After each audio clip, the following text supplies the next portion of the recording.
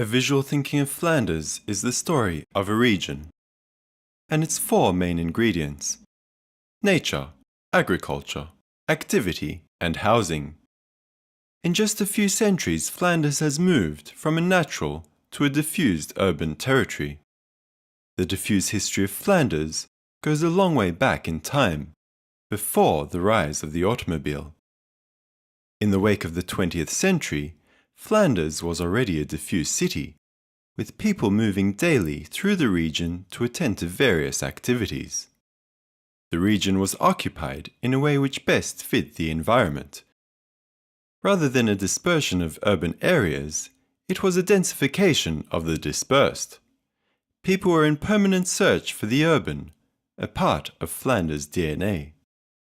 100 years later, this specific occupation still prevails, but to a much lesser degree.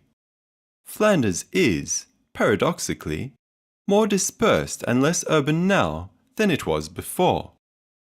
While new housing is still being scattered throughout the territory, it is now planned in settlements by developers, occupying larger and larger portions of virgin land. The number of farmers has dropped considerably, but the size of parcels has risen. The same goes for activities, no longer consisting solely of polluting industries, but also comprising commercial and economic activities. Through zoning and land consolidation, we have gone from the aim of densifying functions to greater spreading. What used to be a territory of co-production is slowly turning into a region of problems. Spreading has caused nature to critically shrink. While everyone adheres to zoning laws, conflicts start to appear between functions fighting for space, ultimately turning their backs on each other. As exchanges decrease throughout the region, the urban essence of Flanders slowly begins to fade. Now, imagine total zoning. Everything is filled up and the situation appears to be blocked.